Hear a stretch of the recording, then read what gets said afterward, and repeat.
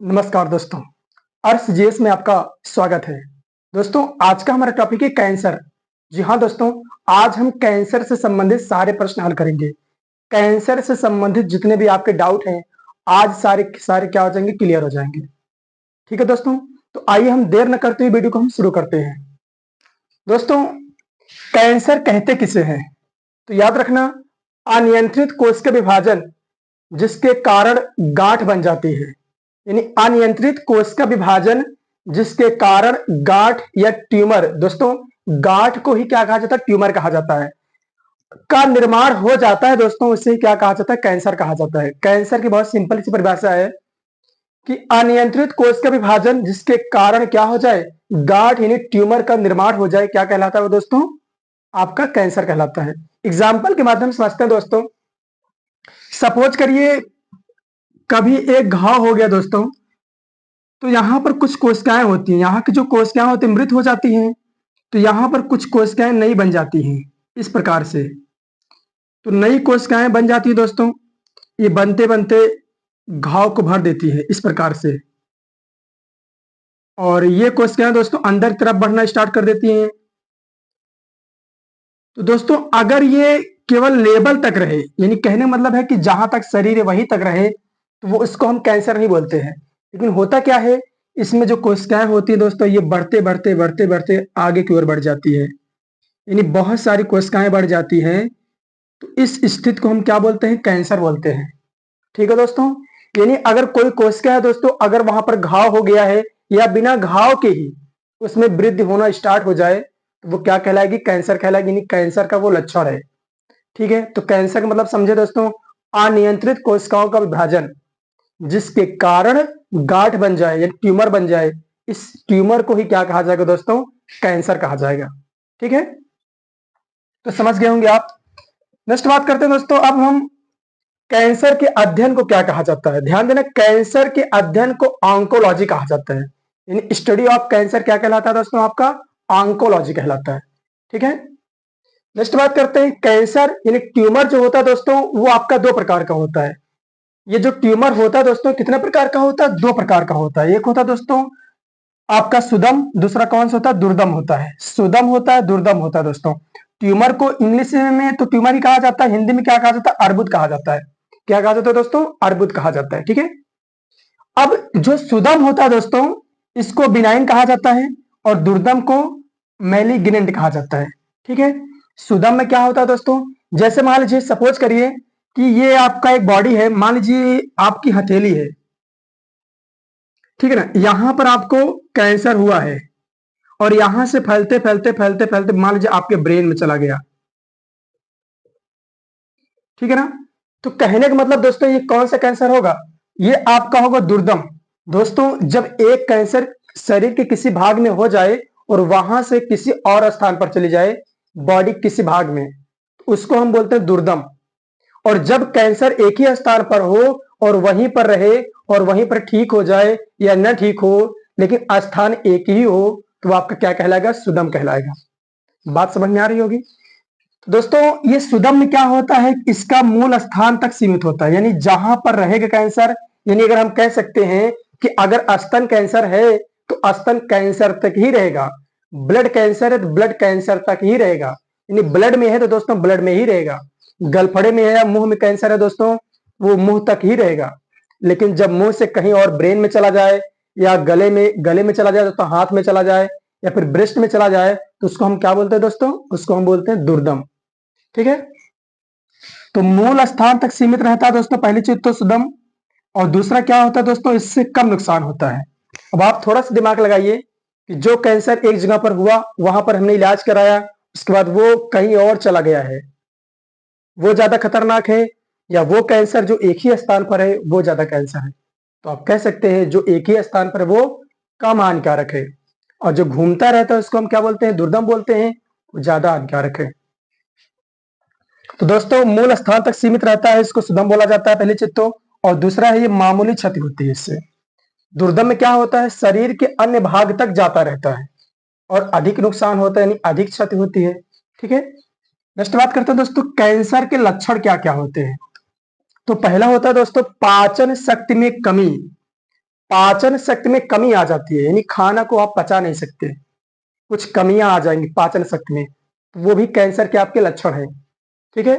दूसरा है दोस्तों, घावों से लगातार रक्त स्त्राव का होना।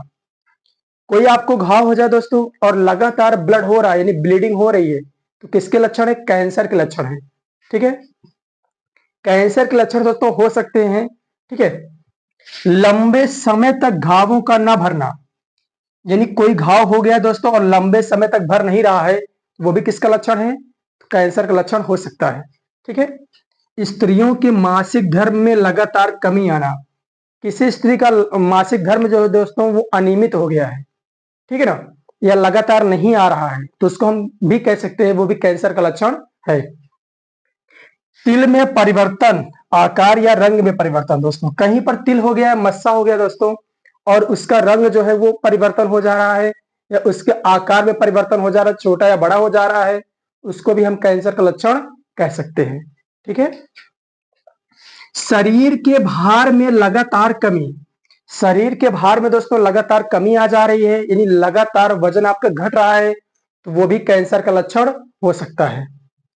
आवाज का भारी होना, आवाज ज्यादा भारी हो जाए दोस्तों, खांसी का लगातार होना, यानी अगर आपकी आवाज भारी है दोस्तों, ज्यादा हो रही है भारी, और अगर लगातार आपको खांसी आ रही है, तो वो भी कैंसर का लक्षण हो सकता है। नेक्स्ट बात करते हैं दोस्तों, कोशिकाओं का सामान्य आकार से बड़ा होना। कोई कोशिका है दोस्तों और लगातार वो बढ़ती चली जा रही है, यानी कोशिका सामान्य आकार की है तो ठीक है, लेकिन सामान्य आकार से बढ़ती चली जा रही है, वो भी कैंसर के लक्षण हो सकता है। नेक्स्ट बात करते हैं दोस्तों, बिना दर्द का कोई गांठ, कोई गांठ बन जाए दोस्तों और वो दर्द ना करता हो, तो वो भी कैंसर का लक्षण हो सकता है। लंबे समय से गले की बीमारी, कोई दोस्तों आपको बीमारी है वो भी लंबे समय से है, लंबे समय से बीमारी है और आप इलाज नहीं करा रहे हैं और लंबे समय से बनी हुई है, तो वो भी कैंसर का लक्षण हो सकता है, यदि वो गले में बीमारी है तो उम्मीद है दोस्तों आप लक्षण को समझ पाए होंगे। दोस्तों अब हम बात करते हैं कैंसर के कारण की। तो कैंसर के कारण क्या हो सकते हैं? पहला आपका उत्परिवर्तन, उत्परिवर्तन में क्या होता है दोस्तों? डीएनए के संगठन में परिवर्तन आ जाता है, तो डीएनए के अनुक्रम में परिवर्तन को ही क्या कहा जाता है दोस्तों? उत्परिवर्तन कहा जाता है। ठीक है। तो उत्परिवर्तन की वजह से भी क्या होता है दोस्तों? आपको कैंसर हो सकता है। ठीक है। भौतिक कारक हो सकते हैं दोस्तों, एक्सरे किरणों के माध्यम से हो सकता है दोस्तों, गामा किरणों के माध्यम से हो सकता है, पराबैंगनी किरणों के माध्यम से भी आपको कैंसर हो सकता है, और ये दोस्तों इसके क्या है? भौतिक कारक है। ठीक है। रासायनिक कारक क्या हो सकते हैं दोस्तों? निकोटीन के माध्यम से, जैसे आप तंबाकू का सेवन ज्यादा कर रहे हैं, तंबाकू में दोस्तों निकोटीन पाया जाता है, उसके माध्यम से भी कैंसर आपको हो सकता है।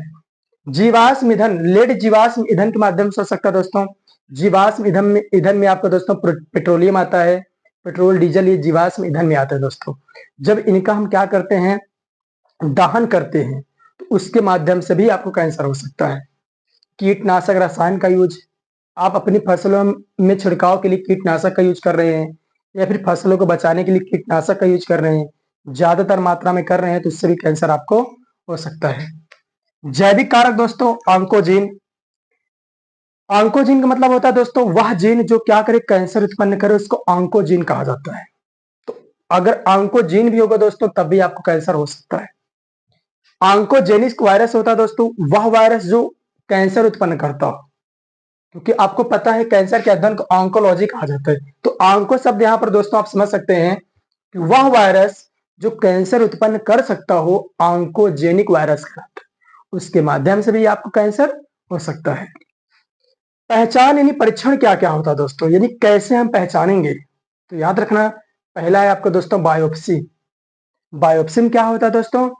ऊतक अभिरंजन द्वारा, जैसे किसी ऊतक में दोस्तों मतलब वो बढ़ रहा है दोस्तों और उसमें हमने उसको काट कर निकाल दिया, बॉडी से हमने उस ऊतक को काट कर निकाल करके छोटा सा भाग, उससे हम परीक्षण कर रहे हैं लैब में जा करके या फिर प्रयोगशाला में ले जा करके दोस्तों, तो उससे हम पता कर सकते हैं कि कैंसर है कि नहीं है, उसको हम कहते हैं बायोप्सी। ठीक है।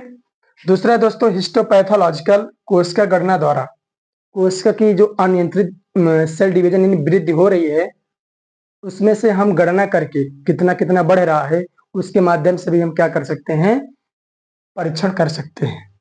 रेडियोग्राफी यानी एक्सरे आंतरिक भागों में यूज करते हैं दोस्तों इनका। नेक्स्ट बात करते हैं दोस्तों सीटी कंप्यूटर टोमोग्राफी, एक्सरे किरणों के से त्रिबम चित्रण के माध्यम से, एक्सरे किरणों से हम क्या करते हैं दोस्तों, त्रिबम चित्रण प्राप्त करते हैं। यानी कहने मतलब एक हम चित्र प्राप्त करके पता कर सकते हैं उस व्यक्ति को कैंसर है कि नहीं है। नेक्स्ट बात करते हैं दोस्तों एमआरआई।